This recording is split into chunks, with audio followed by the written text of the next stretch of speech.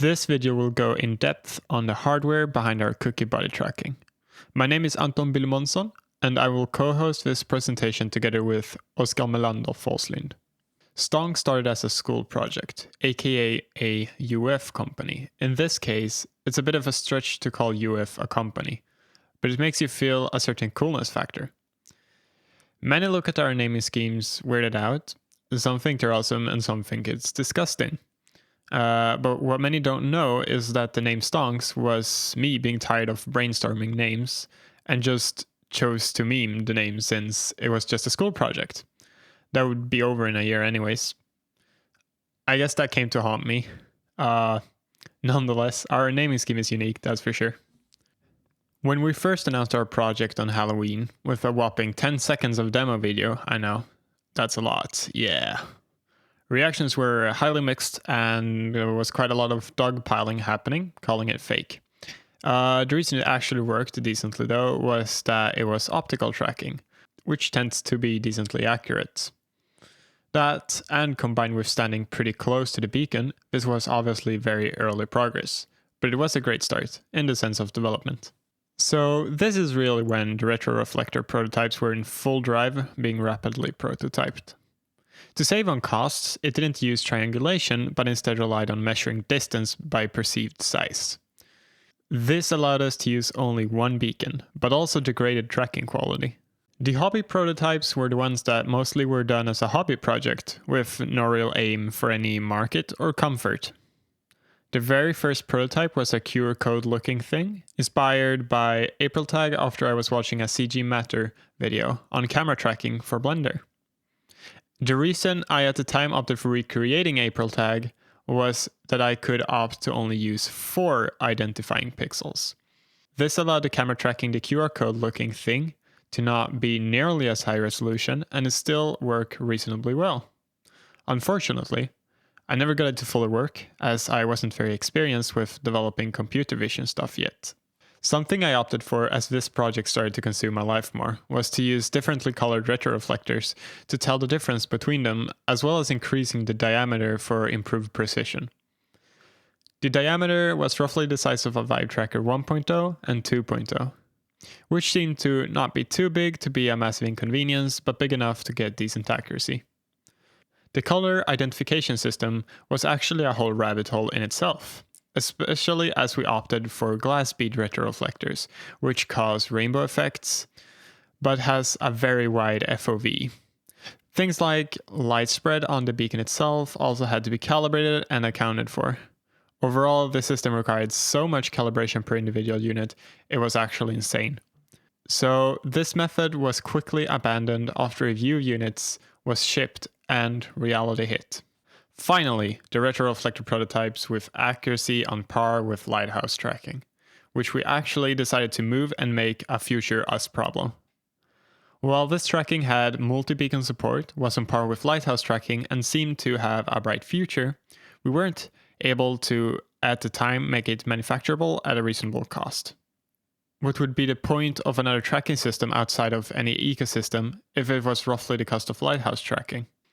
People were not very happy with our decision to skip this, but we could have been clearer on why we did it.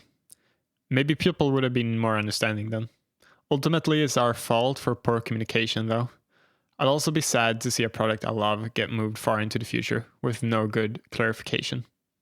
Also, to clear up some confusion on these prototypes, they used electronics, and indeed didn't have the, so to speak, infinite battery life of previous prototypes. After a lot of back and forth, and help from them in the past behind the scenes, we decided to partner up with Mamut VR, which by the way is actually just a brand name. The company behind the brand is called Tech AB. However, it's easier to say Mamut VR. No one has ever heard about Tech AB. They provided a financial boost for R&D, as well as help doing paperwork, CAD, handling phone calls, support questions and such. It also served as a statement to show that we were real, attaching ourselves to a company with a good track record in the VR industry, as there was a lot of rumors going around at the time that we were a scam, probably that naming scheme coming to haunt us. After seeing a video on Xsense, an IMU-based mocap system, and how good it can be, and playing around with IMU in previous prototypes, we decided to give IMU tracking a try. This means no external references. This was also our golden ticket to somehow save us from the astronomical manufacturing costs of the beacon prototypes, which would take us by surprise later in the process. However, while it turns out that making pure IMU tracking is easy, making good IMU tracking is really, really hard, as we would later learn. If you're not remembering that we shifted focus to purely IMU tracking, that's because we didn't. It was planned as a fusion between beacons and IMUs, but would over time shift towards just purely IMU tracking, as we managed to fine-tune what would become the FAP engine to come closer and closer to lighthouse tracking in terms of tracking quality, even without beacons. Mannen, myten, legenden, Kiwimagic joined, also known as Oscar or me. Finally, the company was created. See those two last letters? AB? Yep, that means we're officially extra cool now. After a couple of bank meetings and piles of paperwork, we were officially a company. This is when stuff really started to get serious in development for us, and focus went towards making custom hardware, manufacturability, and part availability being major parts of the prototyping process. This is when we started to really commit to pure IMU tracking and decided to make beacons a future us problem.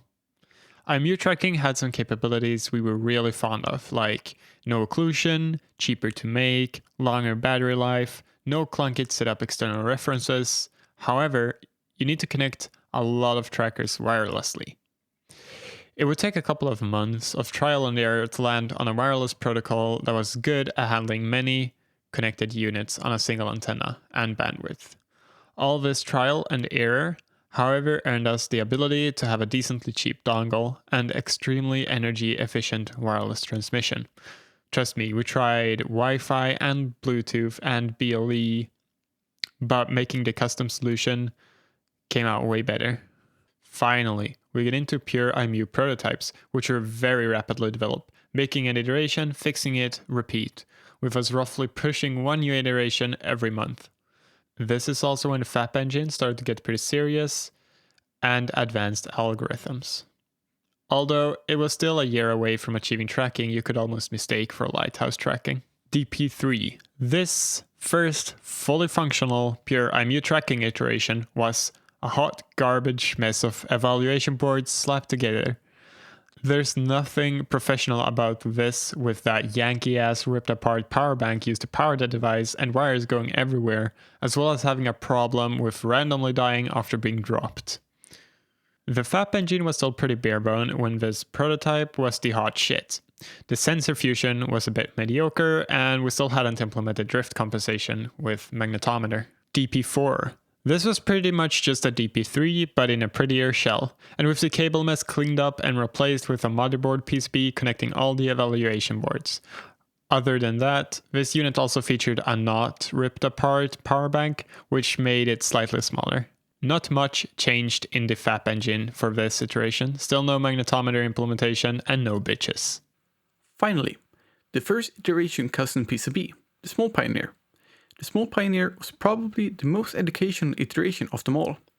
It was a tightly packed 2-layer PCB, which in hindsight had a terrible layout. It also had an HSL surface finish, which would have led to inconsistent antenna performance if it wasn't replaced with ENIG in the future iterations. To be fair, it didn't work properly the first time. I spent a lot of time measuring and debugging every little aspect of the board to make sure that the next iteration was going to be exceptional. There wasn't much work on the FAP engine for this prototype because it didn't work, so yeah. Which leads to the DP6. Sickness time to charm. Right? For the most part, that was actually true. All the hassles that DP5 gave us were smoothed out. It's now a 4-layer board with a consistent gold finish. Also with a quite good layout, although it wasn't quite there, at least not yet. Being partly hand soldered without a soldering stencil or solder paste led to quite inconsistent quality. It could also be turned on, but it couldn't be turned off, which we found being quite an important feature even with its 20-hour battery life. It also didn't have any mounting, besides being sandwiched between the tracker casing, that is. Finally, I could start working on the FAP engine for this prototype. It worked. And that's about it. It was quite annoying working on this because, well, you couldn't turn it off. So the battery drainage was real. You had to charge it every day you wanted to develop, and that was a pain, especially when you got 6 trackers. Overall, the FAP engine made a lot of progress during this iteration. There was a lot happening, and especially beneficial was that this tracker was now very lightweight and didn't have the shake as the previous super heavy DP3 and DP4 had, because they jiggled because they were so heavy. During this iteration, we also implemented drift compensation with the magnetometer, which was very convenient when developing, so I wouldn't have to reset them every so often. One of the most notable improvements of the production Prototype 1 was the addition of screw holes. Finally, the tracker could be properly mounted. It also features the iconic Enderman LEDs. The button also functions as intended, to interface with the tracker and to turn it on and off. The tracker's voltage supply is comprised of BGA mounted components, which have tiny solar balls under them. This unfortunately led to difficult quality assurance and difficult repairability. Ah, yes, my favorite prototype. This is the one we teased on Twitter with the cool animation, which then everybody proceeded to point out it looked like an Enderman. Thanks for ruining the design for me. But yes, it does look an Enderman. It's actually pretty cool. Don't judge. But yes, I'll agree, it does look like an Enderman. And not much progress on the FAP engine was made for this tracker, as only one of the samples we made worked. It had massive quality assurance issues. For the production Prototype 2, we got quite an upgrade in quality of life improvements. This is also the review unit version. It features some long-awaited features such as automatic startup when you connect to a PC and programming over USB, instead of the internal development interface kit. For improved EMI compliance, some PCBs also feature the shield, which wasn't mounted in the previous iterations. It also features a minor design flaw which was easily fixed by physically moving and resoldering 2 resistors. It's also the iteration that unfortunately features the tracking jitteriness, which is because of factors that weren't taken into account when designing the antenna. I will dive a bit deeper into the exact cause a bit later in the video. Finally, we get to a good iteration, but with a new problem, because yes, always new problems. So much progress was made on the FAP engine in this iteration, and we're actually still on this iteration just because it has served us so well so far.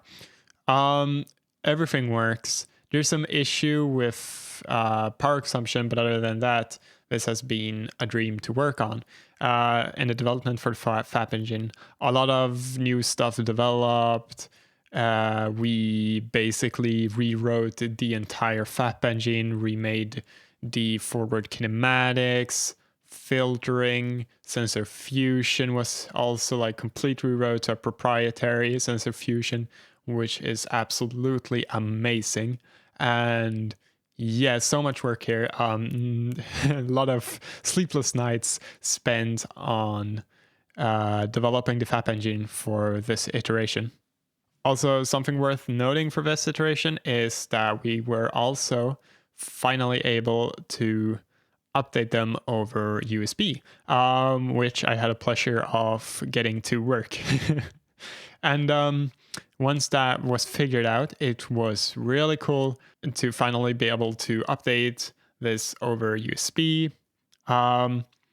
We made this eventually even more convenient for production units, but right now only review units, where you can just press one button to update it, to update the firmware in the UI. So really simple stuff, not as simple as to develop, but obviously really cool stuff.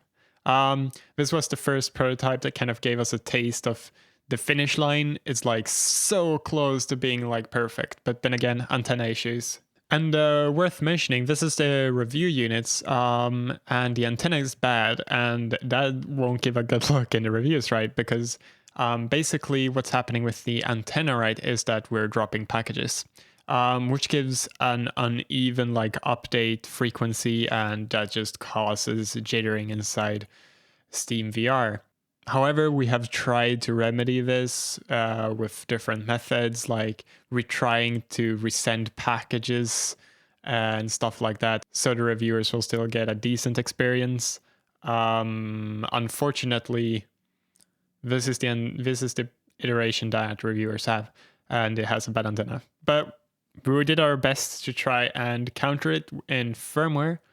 But obviously, ultimately, we can't solve what's entirely a hardware fault with just firmware. But we could make it a bit better, at least.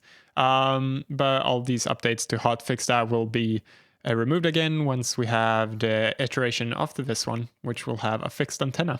Here's the production prototype 3, which will most likely be the final revision. With specialized equipment and a new antenna, the antenna performance will be greatly improved compared to the PP2. The battery pins have also been swapped to increase compatibility with off-the-shelf lithium polymer batteries. The voltage supply also uses fewer and easier to quality assure components. The baseline brightness have also been reduced, so that the tracker doesn't shine bright like a flashlight when charging and being turned off. So for the final, or what we hope is the final revision, where we have the fixed antenna, we can finally pull back on the hotfixes for the shitty antenna and start playing with some more fun stuff, like can we implement maybe RGB on the trackers and not just a dongle like it is right now? That would be really cool. Obviously jittering will then be also solved. Can we push the refresh rate? Can we just optimize this design as much as possible? And I really look forward to trying to improve the FAP engine as much as possible for something with a better antenna.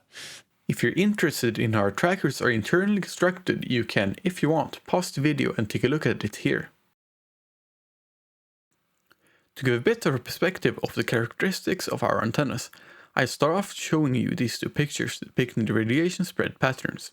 For example, the picture on the left is not the range but shows how the energy from the antenna is distributed in different directions. Of course, it's not actually in a singular two-dimensional plane, but three-dimensional, which is generalized in the right picture.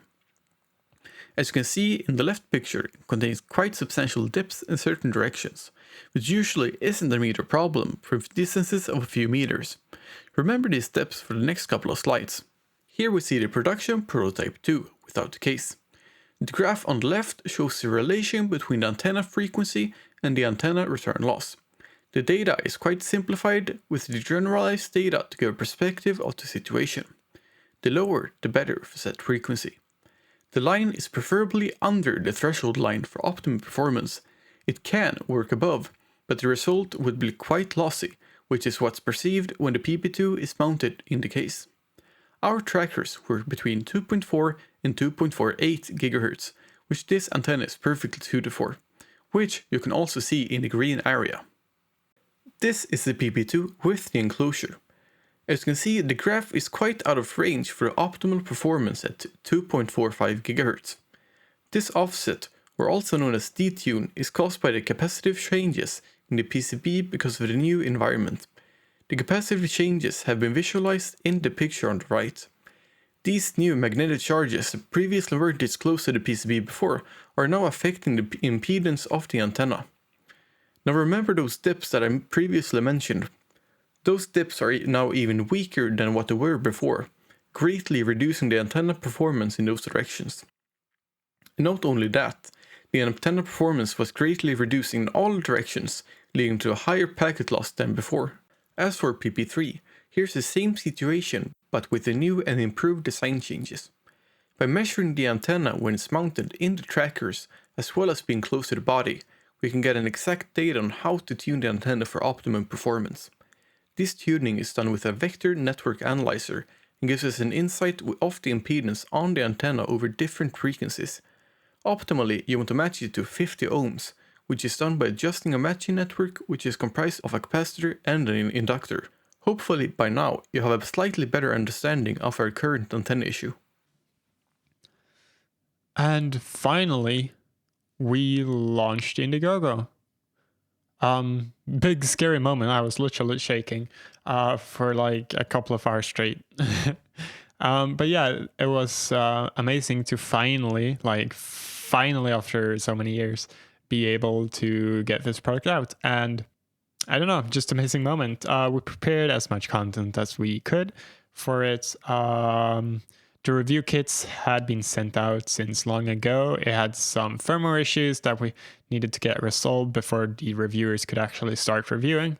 Funnily enough, we had extremely bad timing with the reviewers. All reviewers being busy for various reasons and unlucky reasons. So very bad timing for us. You can't really blame them. So really bad timing for them, really bad timing for us. You know, shit happens. Sometimes you gotta be unlucky, right? And so for the future plans, I know a lot of people are waiting for the beacons. We do plan to make 6-stuff tracking in the future with these trackers. We made it a future us problem. Most likely solution as of right now is looking to be using retro reflectors, as we have already showcased in a prior demo, even though no one really understood what we showed off in that demo. But yeah, you can get some really cool and good tracking out of retro reflector camera-based stuff. Now, we had some issues with manufacturing costs, but after having Oscar on our team, it should be fine. He can do some real hardware magic. Or should I say Kiwimagic? Because you know his name on Discord is Kiwimagic. So okay, yeah. But yeah, so future plans, we got that planned. But that's for the future. Because we would need to develop these trackers either way, so we might as well release them sooner as IMU tracking, rather than wait maybe another year or something, whatever, how long it takes to develop the beacons to release this thing. Because believe it or not, when you're running a business, all this development costs a lot of money, and we need money. Yeah, we do need money, like, to not go. How companies work. You need money. You need salary. 2 of our employees has kids. They need food. Food costs money here. And yeah, rent, heating, money. Give us your money, please. But yeah,